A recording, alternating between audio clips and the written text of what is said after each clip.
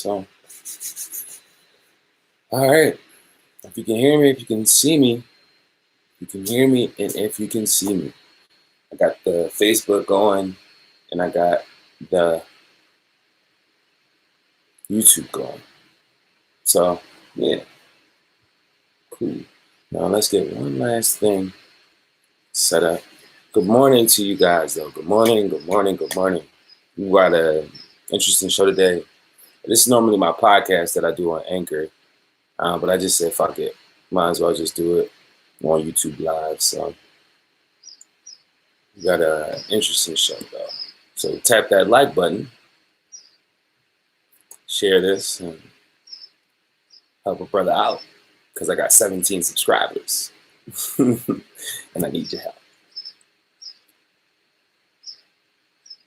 All right. Let's see where we are here.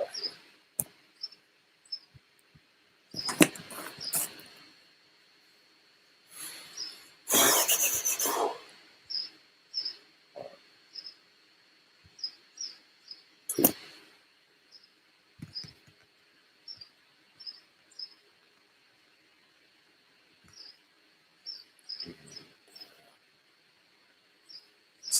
One minute. Make sure I see this. But yeah, go ahead and tap that like button. So today we're talking about reparations for American descendants of slaves and entrepreneurship. We need that bag. We need that bag that was maldistributed during slavery and all these other socially engineered events. We need that bag. And I'm excited to bring this information to you guys today. I'm not sure what's going on here, but this thing's going a little slow. I guess that's what happens. But I definitely don't want to miss this. So let me just go ahead and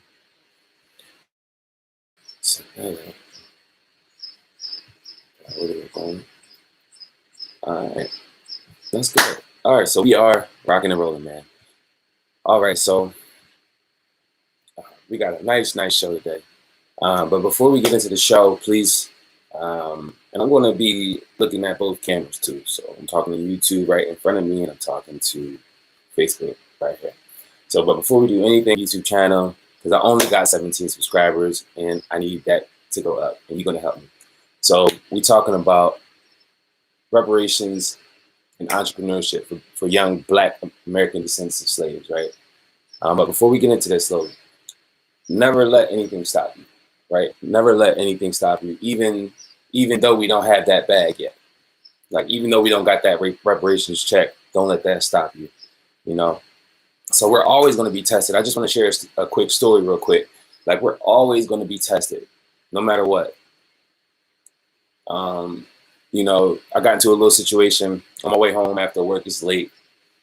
Got my bike, got my bag, got my life with me. got my whole life with me. And so as I'm riding up, I see a group of young boys, and it's a lot of them. Group of Black young boys, right? So as I'm going up the street, and I'm noticing that shit is just looking funny. It just looked like a setup, right? you got part of the group on this side of the sidewalk, and you got part of the group on this side of the sidewalk, and then they whispering. And as I'm riding my bike up the hill, I'm like, oh, this shit don't look right? So I turn around, I just do a 360, and these niggas start chasing me, right? Just start chasing me. By God's grace, got away, because I'm blessed and highly favored and protected, always by my Creator. So if any of you niggas want to try some shit,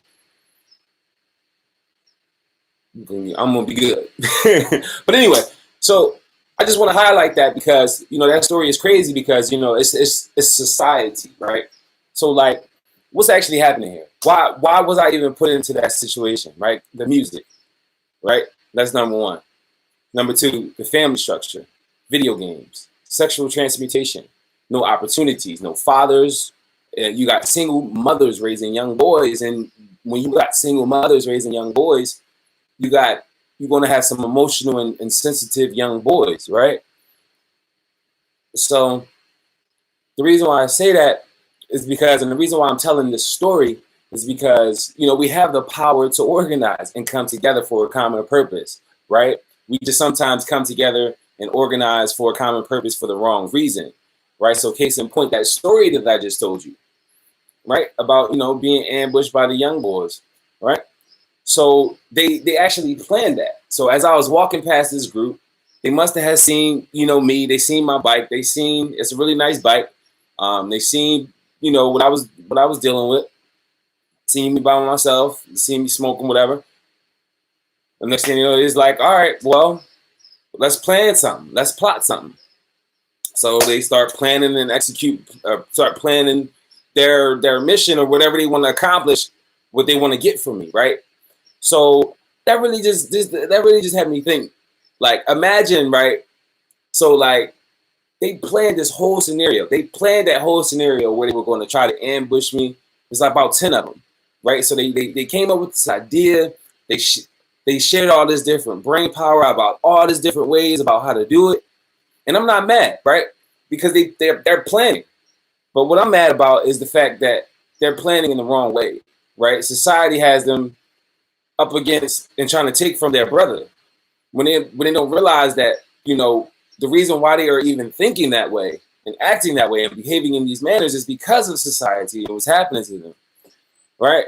So just imagine if all these young boys had fathers at home, who could help them understand the world better, help them understand that music is just entertainment, help them understand that video games are entertainment, just entertainment. And fathers can also show them how to organize, but in a more positive way, in a way where it's going to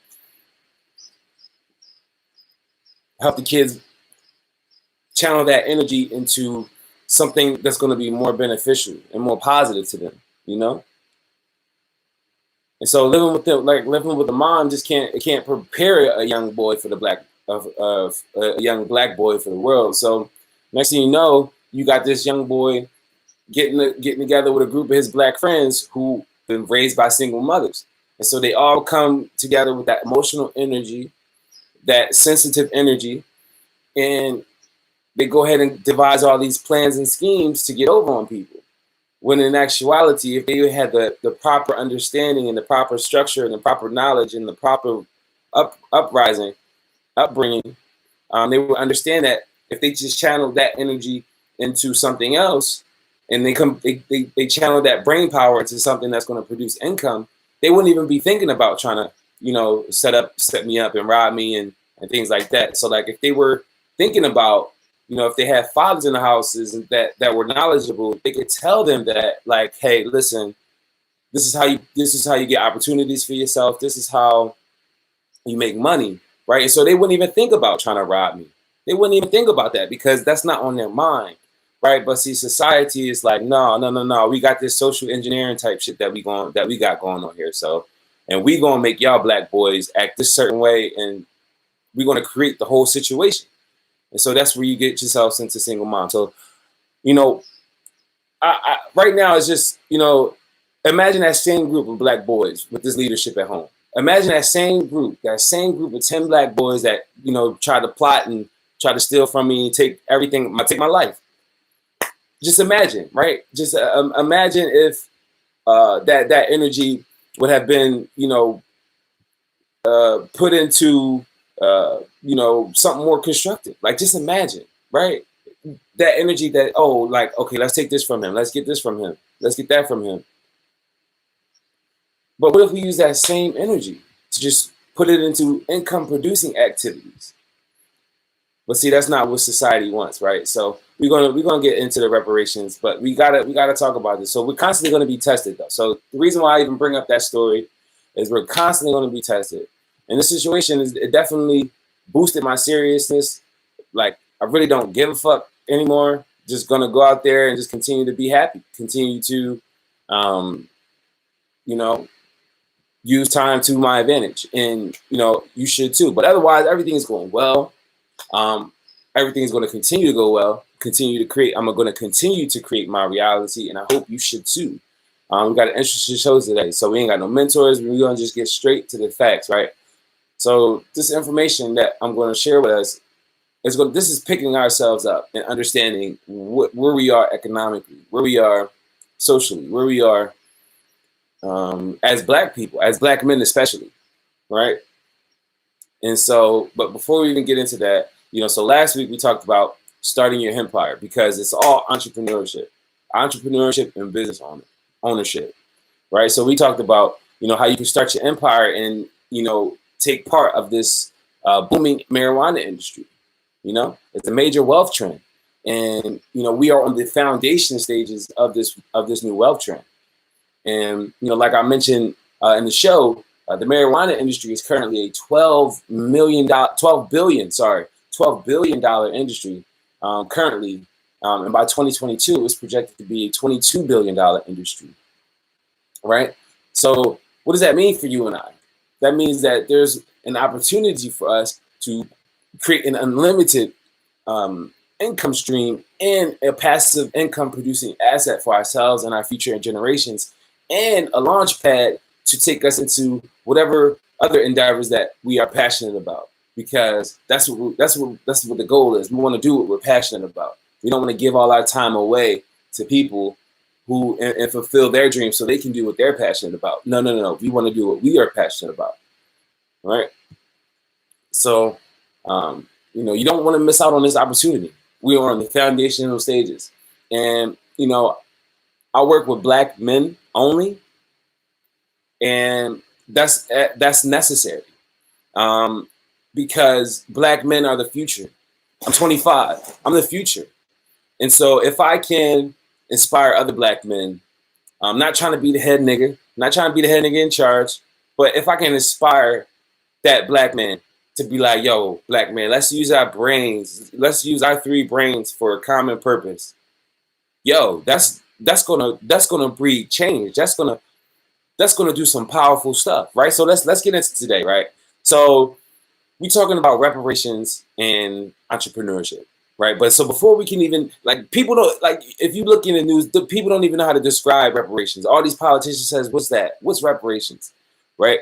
But so we have to understand exactly what we're dealing with. We have to know exactly what's going on to actually understand reparations, right?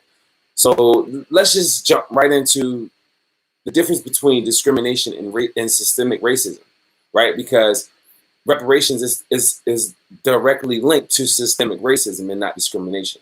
And see, the waters have been muddied, and I'll mention this a little later, but the waters have been muddied so much where discrimination and racism have become the same thing, when in actuality they're totally different things. So, for example, discrimination is when you just don't like somebody, you can't stand to be around them.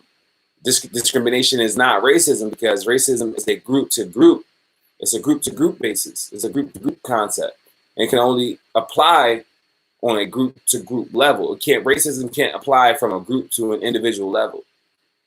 Racism can't apply from a group to me. Racism only can apply from one group to another group, because it's a group based concept.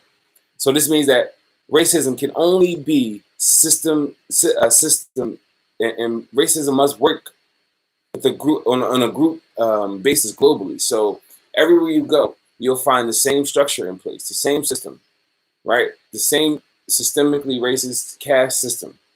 Not so much in America, but everywhere else you go.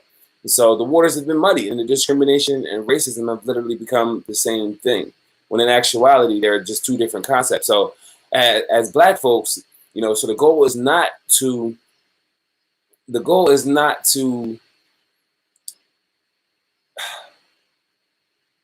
our goal is not to get mad at white people, or feel some type of way against, or hold hostility toward, white people, brown people, or yellow people, or our counterparts. Our goal is just to become a producer, become a competitor to these people, right? Meaning business ownership, an entrepreneur, or a person that makes or acquires something that someone else made and sells it for a profit, right? So that serves everyone in a larger community, right?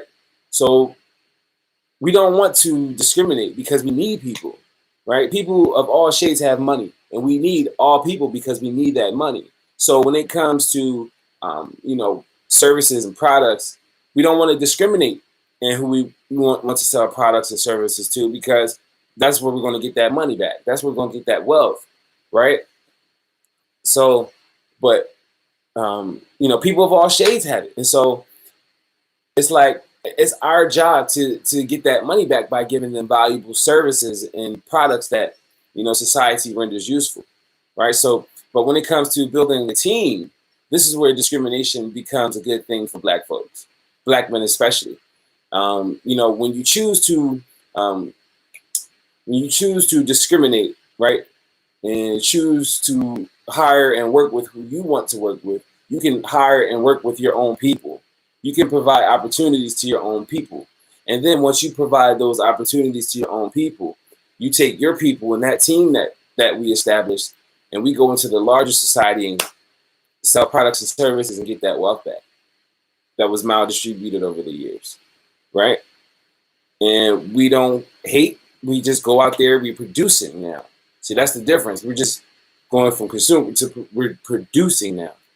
That's it right there. So, the only time, we want to discriminate is when it comes to building our team and preserving that culture that we build with our team and organization.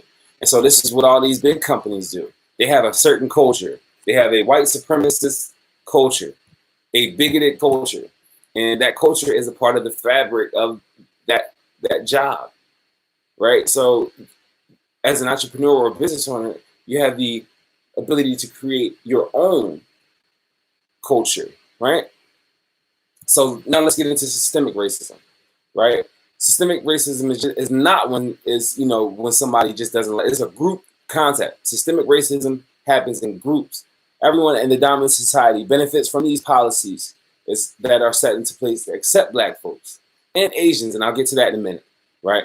But Black folks are intentionally left out while Asians voluntarily drop out. See, right? So the dominant society has a majority of the wealth, right? And therefore they benefit from most of the policies that are set into place. So then what's left over after all of the white people benefit from the policies that are in place? It's like a trickle down effect to the red, the brown, and the red and brown peoples, right? Asians don't get anything because they don't participate. They voluntarily don't really participate because they don't need to. They don't need to participate in politics. They have their own economic base, right? So they can provide opportunities to their people. They can hire their young people, give their young people jobs, make sure their unemployment rates are low because they're owning, controlling, producing, acquiring, selling, distributing. And so they're doing all these things, and it's allowing them not even to have to participate in politics, right? So, and they just don't need to participate. They have their own economy, and you rarely ever see Asians participate in mainstream politics and in the mainstream media activities. They are so focused on that bag. They are so focused on that bag. That's all that matters. None of that, nothing else matters to Asian folks, right?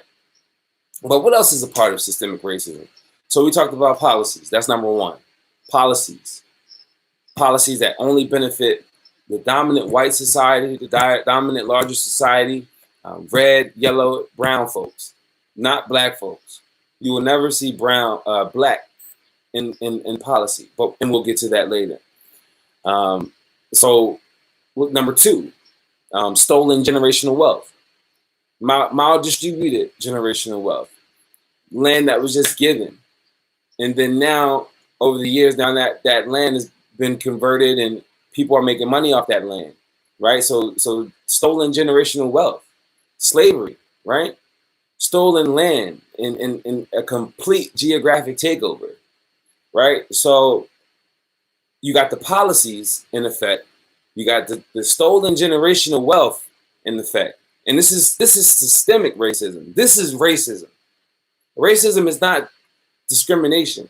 Racism is not bigotry and you hating somebody. Racism is policies, the generational wealth that was stolen. And then we're going to move into number three. Oh, I almost did number three. Number three, Jim Crow, right? So on top of the wealth that was created during slavery, because that was the whole purpose of slavery, to get back wealth, to create wealth. That was the purpose, to use other people to create wealth, right? And so after slavery, you have a Jim Crow era, and this is segregation, from participation in political, business, and social affairs of the dominant society, right?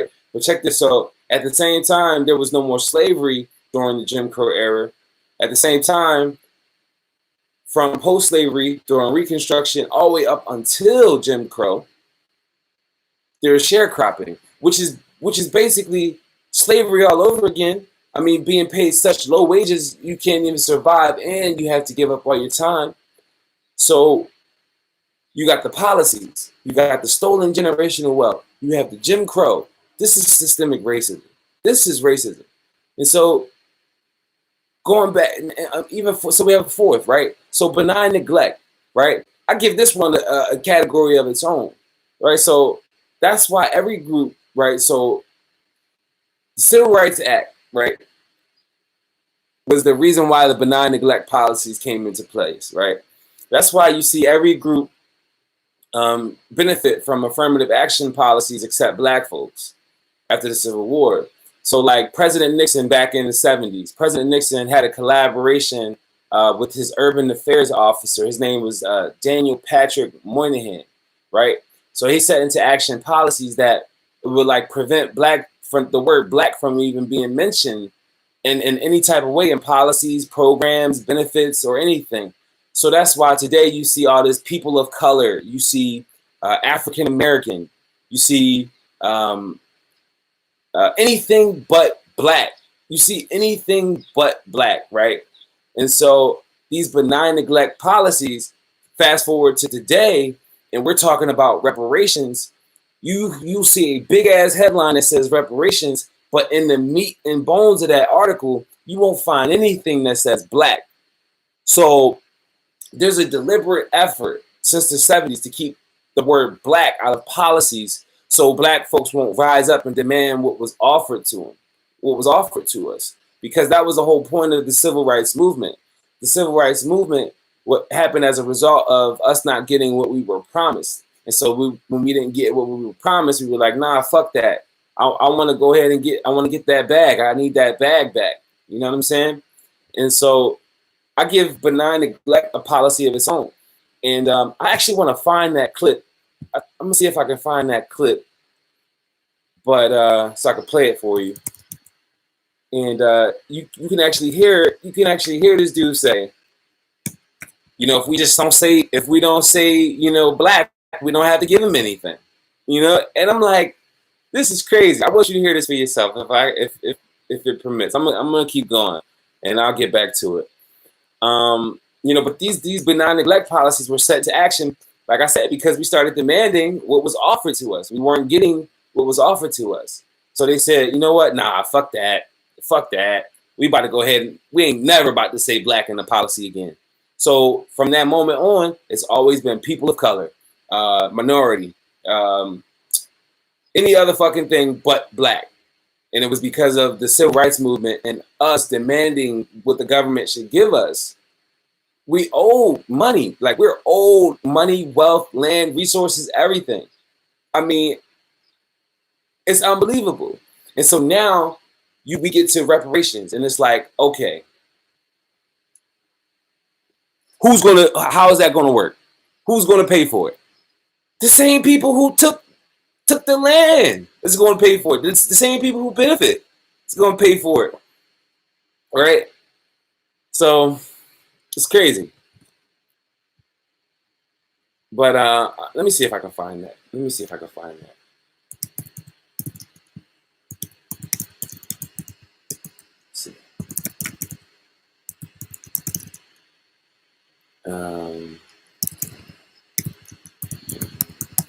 Because that's so powerful. This benign neglect, and you're gonna hear this man say, if we just don't give them nothing, you don't have to ever say black again. Like, you gotta hear this shit. You have to hear this shit. You have to hear.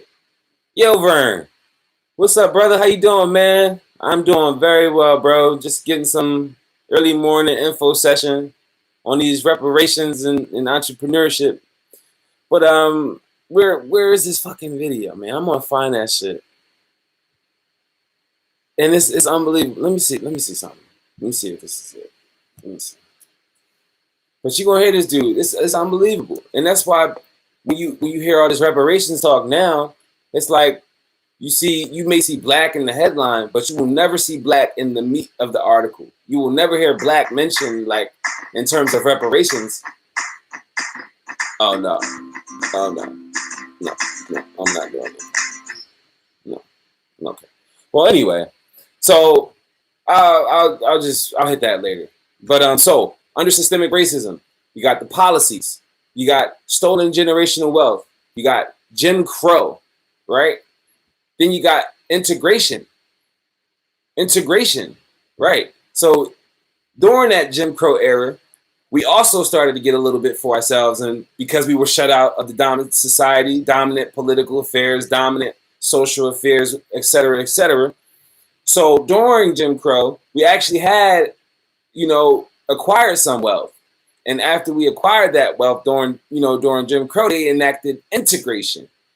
So when integration came into play, black folks was like, oh no, I want to go join into the dominant white society. I want to leave all the businesses that we have, the little bit that we have, the little bit of wealth that we created for ourselves after slavery, Reconstruction, and Jim Crow. Like, this is what we had. This is what we had. So when you see the destruction, it's like unbelievable. It's like it's been a systemic effort. It's been a systemic effort it's like a big ass plan, like from day one. All right. But so you got policies, which is number one. You got stolen generational wealth. You got Jim Crow. You got integration along with that, right? And then number four, you got the benign neglect. And then number five, you got social engineering, right? So back to the story that I was telling you guys about when I first started the show. Like, social engineering is creating something that you want to create, right? So society won when those young black boys tried to ambush me and rob me, take all my stuff. Society won because society knows that the music that they listening to ain't on a frequency that's going to uplift their mind. They know that they playing these video games. They know that they ain't got no fathers. They know that they live in single parent households with mothers trying to raise black boys the best that they can, but they can't because a woman can't raise a man.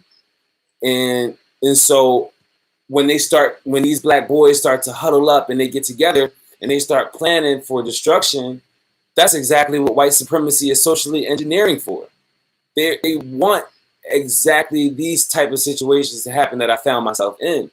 And so I'll keep referring back to that story because it's the TV, it's the music, it's the movies, it's the video games, it's all of these forms of entertainment that are propagating false narratives about what life should be like, and it causes people to live life locked and boxed into certain habits and belief systems, right? So, like what's a relationship should be like between black men and women? We don't even know. What's the role of black men and women in relationships. The line has been muddied so much now. You got women are the heads of households now, and no other race of people, no other ethnicity of people, not even black immigrants. Like, everybody is a two-parent system. It's a two-parent system, but we have been socially engineered to not have a two-parent system. We have been socially engineered not to, right?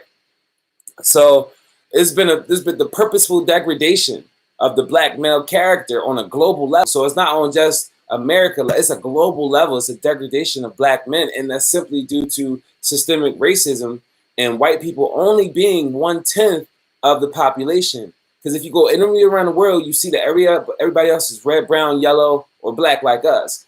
So they have to have systemic racism to survive. If they don't have systemic racism, they won't survive. They couldn't stay on top of society.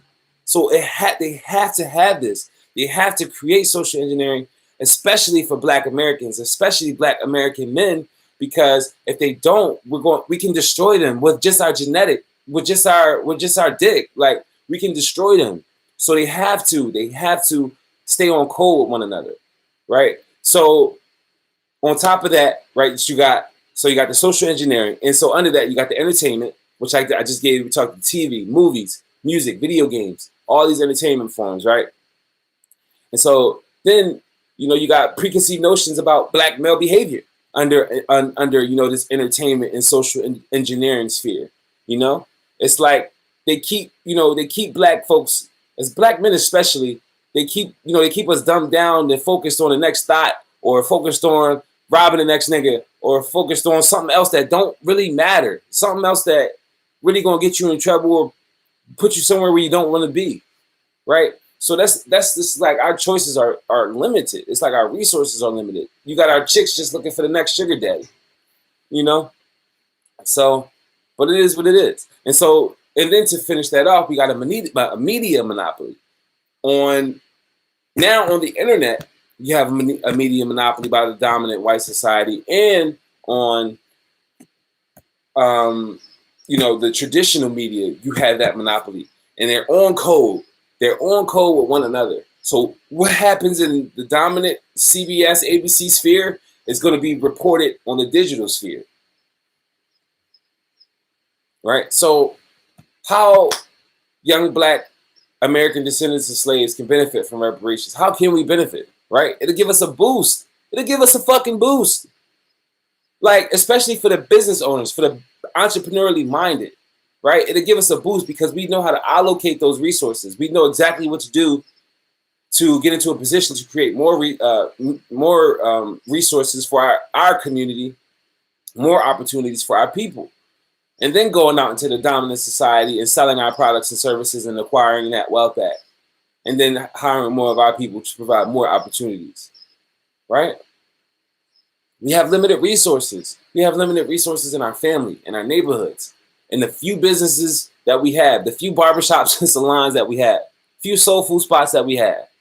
We have limited resources, and a residual reparations check would definitely benefit all of those Black American entrepreneurs that are currently struggling. Like, it would definitely benefit. They're struggling to create a business, so they have aspirations of creating a business, or they're trying to maintain the business that they currently have. It would do nothing but wonders. It would do nothing but wonders. And so we're far behind in the competition. We are so far behind in the competition. Imagine, just real quick, imagine a classroom setting, right? Now picture the first row desk in your mind. Just look at the first row of desks. Now imagine the second row of desks. Imagine the third row. Imagine the fourth row. Now imagine that you have a seat right in the front row. You're in the front row in the center chair, right? And now imagine that everyone in that first row had to throw up a crumpled paper ball into that trash can. So you're sitting in the front row, you're in the center chair, and there's a trash can right in front of you. And the objective is to throw the paper ball into the trash can. And you're sitting right on that front row, right?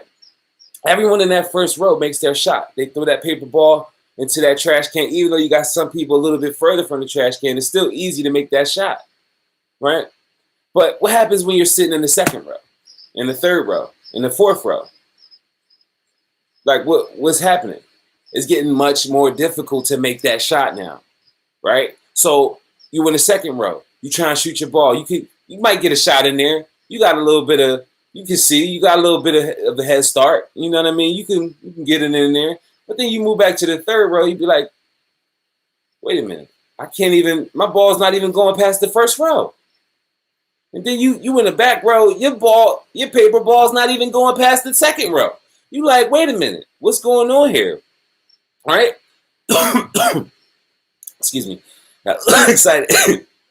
But so that analogy, it really explains race relations. You got whites in the dominant white society sitting at the front of the classroom. They got everything they need. They start out with a boost. They have everything they need in their families, their businesses, their resources, their community, their churches. They have everything they need. They can always get to the next level, and it'll be easier for them to get to the next level. Always. And then you got your brown people. You got to trickle down now. So you got your red people who are under them. Then you got your Europeans. You got your Your red people, you got your brown people, and then you got black people all the way at the bottom of the totem pole.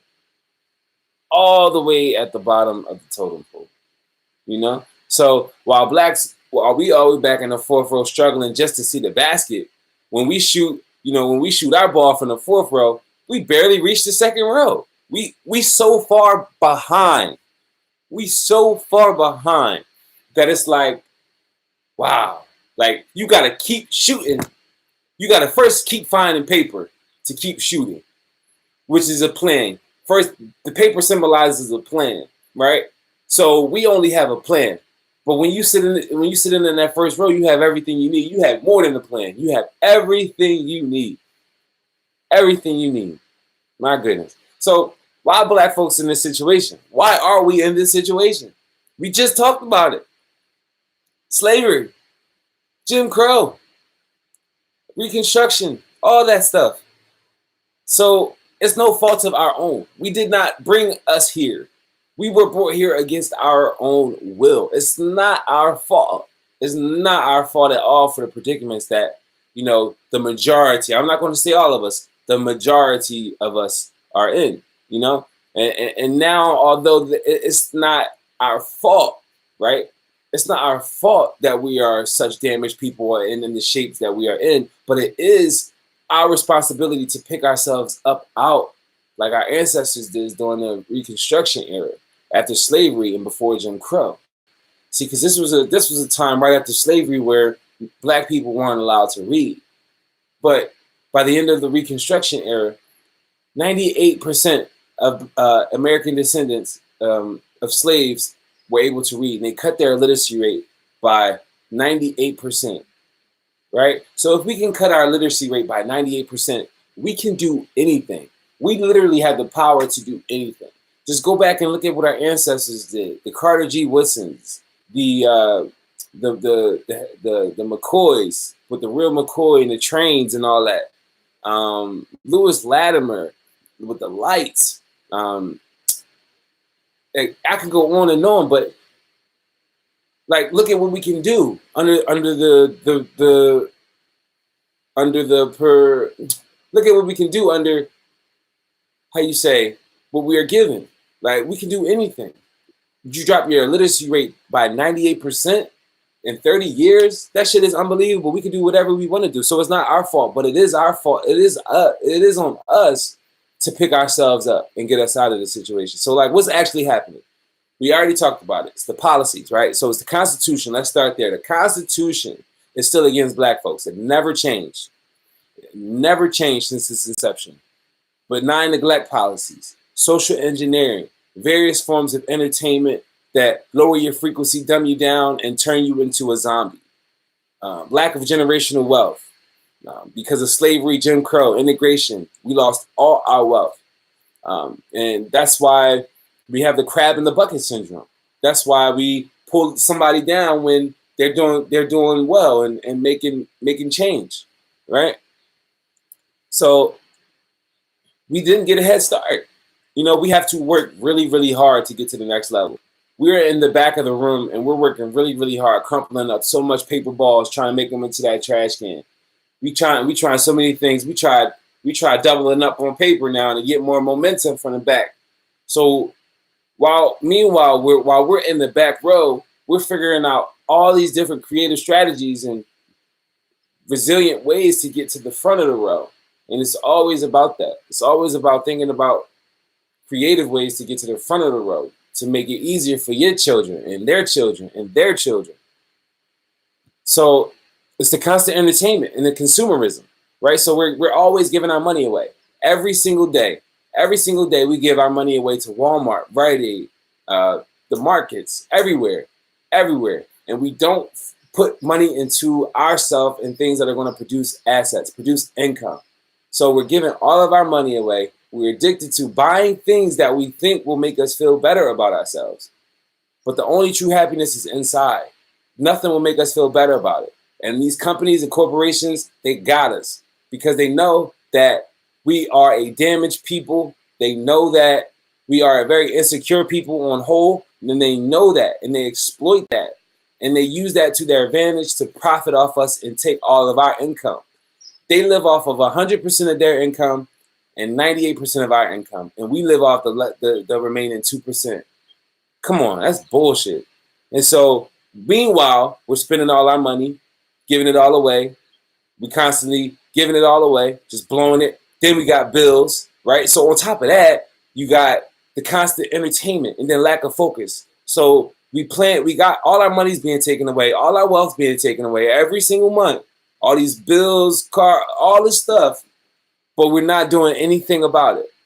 We're constantly unfocused. We have no planning. We have no goals. We have no ambitions. We are just entertained, whether it's the fellas with the sports and or the TV shows with the wives of the sports players, right? So this puts us in the life of others while we forget about our own. We forget about what we got going on, right? So what's actually happening here too is present day social integration, sucking on white daddy dick. You got everybody riding white daddy dick, right?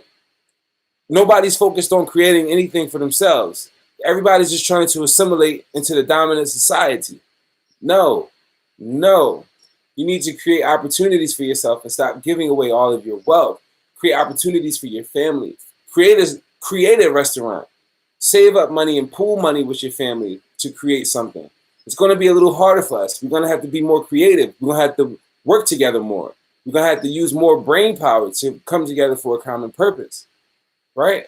But present day social integration is breaking up families because now you have our black women going outside of the black man to find love, right? When you need black men and women to be together to preserve the family structure for the children. Now, if you have a white man or a Spanish man raising your children, they're not gonna, first of all, you can't trust that. Number two, they don't have your child's best interests. They don't have your child. Only a black person has a black person's interest, right? And so then you'd have biracially confused kids. And so then you got these white fathers propagating white supremacy to their black children, making and developing a caste system.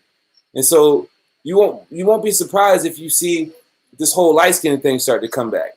You know, light skin this, light skin that, because society's trying to create a caste system. Present day social integration is trying to create a caste system, whether it be with white and Asians, white and Spanish people, white and black people. They're trying to create a caste, another form of another type of lighter person, so they can create differences in society, right? And they want to keep that caste going. They want to keep it going because they know white people are so few in number. And they need to do whatever they need to do to keep the lightest people at the top. They want the whitest people at the top. And it's a group, this is a group phenomenon. So and then you got the new form of white supremacy. Like I said, I mentioned in caste. So you got the American white people. Then you got the Europeans. Then you got the Asians. Then you got the red people. Then you got the brown people. Then you got the black people, right? And every group, the American white, the European white, the Asian, the Arab, the red people, the brown people, they are all on code with one another. They are all on code with one another. When something happens, everybody's on code with white daddy. Everybody's on code with white daddy because that's what everybody aspires to be. That's what, because white daddy has the media monopoly, and so they have a monopoly on the media, and so they can propagate whatever types of messages that they want to propagate, and it's unbelievable. It's unbelievable. So every group, they get on code. They just get on code. Yes, and yes, American white people. Mom, I'm recording something. I'm getting all that. Sorry, y'all. Black people always arguing. See, but so back to it. So every group gets on code with one another. White people get on code with European white people. Asian people get on code with white people. Red people get on code with white people, Asian people, and brown people get on code with the rest. But the only people are not on code is black people. We're not a part of that system. We're not a part of that code, none of that. None of that. Because our power to destroy genetically is so strong that we can't be a part of that. They can be a part of that because they have fair skin. You see, it's on a group level. Now we're talking about group systemic racism. On a group to group level, white people will be always held at the top because they're so few in number. And they make sure they get every group under them on code to make sure that any babies that are had with white people will be lighter. So if a European and a white person has a baby, it'll be white. If an Asian and a white person has a baby, it'll still look a little white. If a red person and a white person has a baby, it'll maybe be a little fair skin. It'll still be white, and you can still propagate white supremacy to them. And if a brown person have a baby with a white person, maybe 50-50. But if a black ass person like myself has a baby with a white person, there's no way that baby's gonna be black and he's gonna be raised black.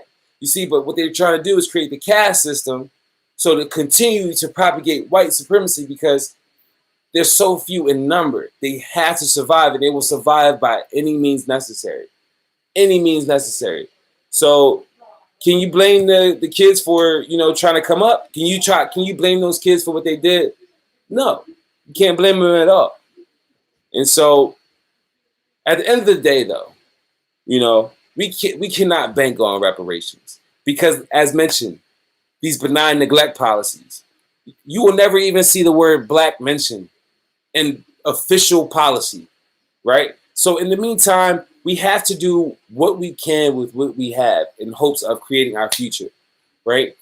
So let's work together, bro. Like I said, I just work with black men only, and it's okay, and I can discriminate with who I want to work with because we are going to come together.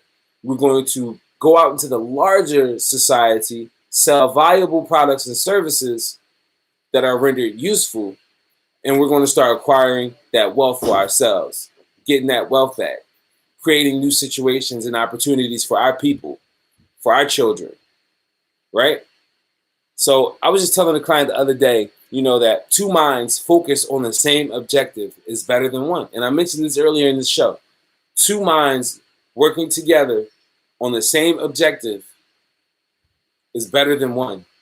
So us working together and building our empire together, our game, we got to get in our business ownership game. And right now there's no better time because the marijuana industry is booming. We are in the ground stages, the floor stages. Black man, this is your chance to become part of something that will change your life, change your family, change your outlook on life, give you a whole nother level of seriousness. And in addition to that, it's a way to create an asset for yourself. This CBD business, working on joining my team and starting your business, it's an asset for you. You work it a little bit each day, and a little bit each day, you'll achieve a little bit more, and a little bit more, and a little bit more. Next thing you know, the snowball. It's all about a snowball effect. You just always have to be thinking about creating an asset for yourself and your family and your children and your children's children. All right. So go back to that last episode. Go back to episode 21 and listen to that presentation. Watch that presentation on YouTube and give me a call or text directly. 215-326-9211. And let's get you started. And if you want to get started right now, the link is in the description. I'm going to make sure that link is in the description for you. But the most important thing is getting started. Getting started with your entrepreneurial journey and getting that reparations check, talking about that reparations check, understanding what's actually happening to you. Understand the financial, economic situation that you're in. And then once we understand that, we can do anything. All right? But this is my first live. This is my first live. You know what I'm saying? Like where I just went straight through. And your feedback is like really dope. And like, I love the negative comments, because the negative comments really help me to get better, to help me understand who I'm dealing with, help me understand people. So I actually prefer you leave the negative comment first. Tell me what you didn't like, and then tell me what you did like about it. Right? So give me both perspectives. I want to understand you better. Right? So this Food and Finance podcast 22, man. 22. Thank you guys for watching. We will be back soon.